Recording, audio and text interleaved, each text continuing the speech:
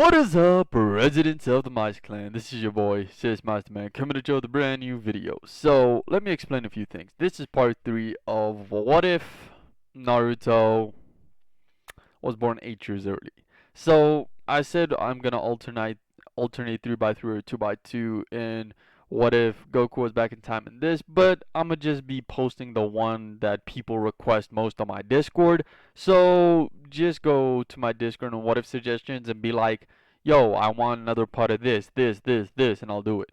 Probably not most of the older videos. I'm gonna do Godly Chakra Control again, and I'm gonna remake some of the old videos again because I really enjoyed making those, and due to finally getting monetized, I just see it fit to basically redo those.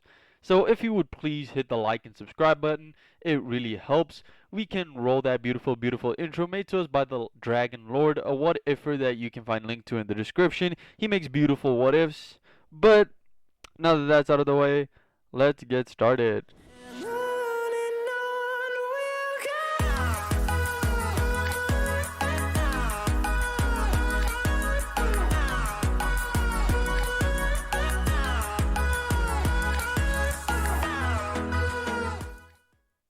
So, this is part 3 of what if Naruto was born 8 years early. So, in the last part of this, we basically went over Naruto and Shisui training with Kushina, and then eventually getting to their training with Minato and Shisui's father. So, as you can see in the thumbnail, yeah, Shisui's finally gonna use his Sharingan for something and not just gonna have it for no reason whatsoever. But, yeah, so how this would essentially go is Minato and Shishui's father, over the span of the next week, would teach them the Shadow Clone Jutsu, but would obviously be put back on duty around this time because it is still war.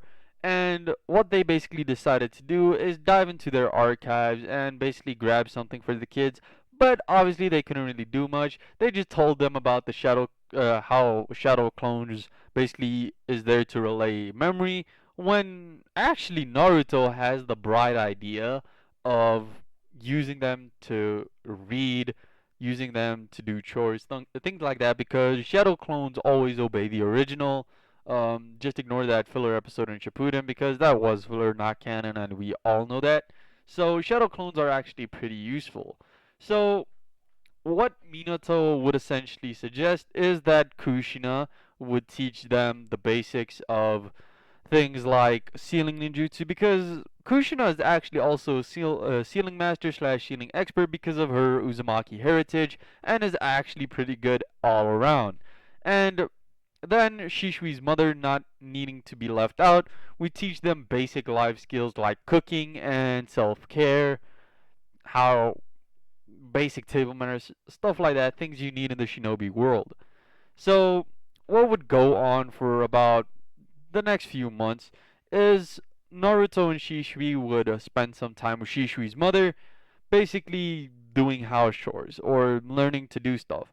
So, after that, they would go to Kushina and start learning basic sealing jutsu or creating seals, which are usually things like explosive tags and storage seals.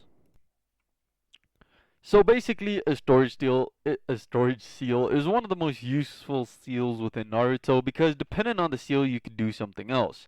Look at the seal on Gaara's forehead that could seal the entirety of a shukaku, which was actually made by some novice level seal masters. Imagine something a master could do, or a group of masters could create, because as y'all know, basically, Gaara doesn't have a Jinchuriki seal. He has a storage seal sealed with basically Shikaku sealed in a normal storage seal. That's why it's so unstable. And basically, this is going to be a very useful thing. You could store minor items like kunai or shuriken, like Sasuke did in Shippuden. So yeah, they're not going to get used in it right now, but when sealing actually comes into play, that it might actually be pretty useful. So, for distractions, finding enemy locations with paper bombs, creating your own paper bombs might actually be just cheaper than buying a paper bomb. Who knows? So, I don't know. This would be non crucial for now. And this would be around the time the next year would start, and instead of being put in the academy at the age of 6, Naruto and Shishri are put in at 5. Obviously, this is by request of two high-level Jonin slash Anbu who want their children to do stuff. So after entering the academy, Naruto and Shishri already know things that they are teaching. They already know the basic jutsu, already have advanced fighting stances, already know the history and all that stuff because Shishri's mother was teaching them this because they're not just gonna learn to cook all day. Like, that's not something that's gonna happen. So she just basically taught them minor education. So I feel what would happen around this time is around the 6 month mark where they would, or at least Shishri would turn, no, neither of them would turn 5 at this point. They would graduate and basically become the first 4-year-old Genin. Obviously, this is going to need very special care and aren't just put on any old squad. They're actually put in a high Jonin level squad, which is actually Mikoto Uchiha. So, along with them graduating early, there was a girl a little older than them. Not really that much. She was around, I'd say, 9 to 10. So, this girl, her name is Mei Kurama. She is a clanless, obviously. She comes from a civilian family, just like Lee and Tenten, but she is a prodigy just like Minato, and people had high hopes for her. Because she's female, she's just a little smaller than people her age, which means she's around the same size as Naruto and Shishri, who are actually a lot bigger than they're supposed to be. So they all look around the same, and because of their young bodies, they obviously need special treatment. So they would obviously, or actually, what I would say is they are about to be put under Mikoto Uchiha, which is actually Itachi and Sasuke's mom. And around this time, Itachi would be 3, so we can't really play with him right now. So basically, Mikoto would be placed as their Jonin sensei because her labor time had been done, and she was a elite Jonin, and it was confirmed that she had the Mangekyo, so she could be pretty useful within a sticky situation, especially during a war where we basically can't afford to lose anyone. And Shishri having the one Tomo Sharingan could really benefit from someone with the Mangekyo teaching them. So obviously Mikoto wouldn't actually lead towards neither Naruto or Shishri because they seem to be progressing much faster than Mei because they have people that are really advanced teaching them. So what Mikoto decides to do is take on Mei as her personal student. Mikoto has a very strange fighting style in this one and uses a lot of medical type ninjutsu. Not really medical ninjutsu, but creates half blades out of chakra, which is basically very long chakra scalpels. So, yeah, very medical based. She would teach these things to Mei, who actually also catches on within the next few months, where I'd say about 3 months would have passed and it would be October at this point. The team would have already had something about 50, yeah, about 50 D ranks under their belt because that seems appropriate. Naruto and Shishri had actually been training a lot more. Instead of learning new things, they decided to expand on their arsenal that already exists and improve it. Shishri had an idea of using his Sharingan to balance out the tunnel vision of, you know, the body flicker because he body flicker Shishri and was actually trying to teach Naruto a way to get around it too because Naruto had a very high sentry ability and could even sense Anbu level people thanks to Minato helping him.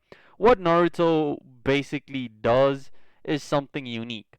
One day while watching basically Anbu use the burst aura, which he usually uses if he just wants to get someone off of him, uh, he saw one doing something similar. They basically used a long range burst aura, which went about 7 to 8 feet in all directions, all cardinal directions, to basically see what was in the surrounding. This Ambu also saw someone beneath them or felt someone beneath them using their chakra. This wasn't really a chakra sonar like Iruka's, but it will someday get there, which basically means that it doesn't really mean anything. So Naruto would see this and start practicing it himself. So it's around this time where basically Naruto and Shishbi would start working on the body flicker. Obviously, they have very low reserves and just want to expand on it. In the 3 months that passed, they went with their chakra reserves alone up many leagues. So, what would actually happen is straight up they would have high reserves. I'd say Shishui would break into the Anbu levels, with the Naruto even breaking into the Kage levels because of him being able to push his reserves even further to be able to achieve higher levels of reserves. So I feel Naruto would be in the low Kage level at this point. So Naruto and Shishui would have high amounts of reserves and would use basically the body flicker 5 to 6 times within a sparring match. They're not Shishbi body flicker Shishbi level, like they can't spam it as much as they want, but they're getting pretty close. It actually doesn't have anything to do with chakra reserves at this point.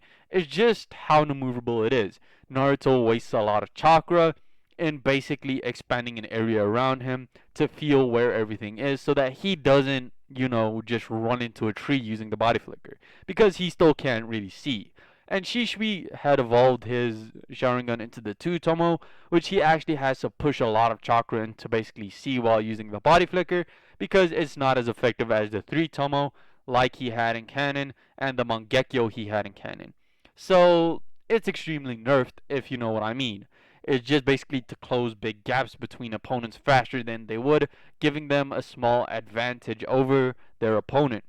They also basically learned something from watching Minato and Shishui's father spar, which is enhancing weapons with chakra, which they had also started practicing. And having this high level of chakra reserves, they actually minorly break through it.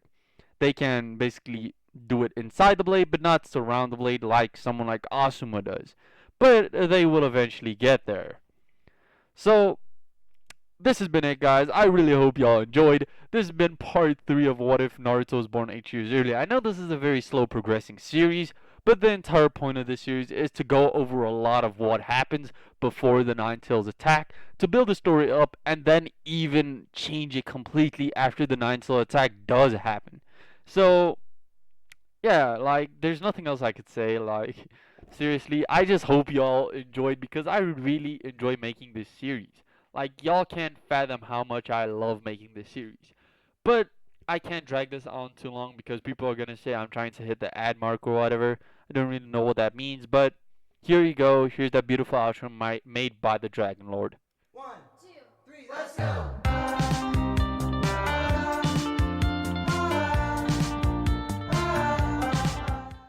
Subscribe for more. Yada yada does it.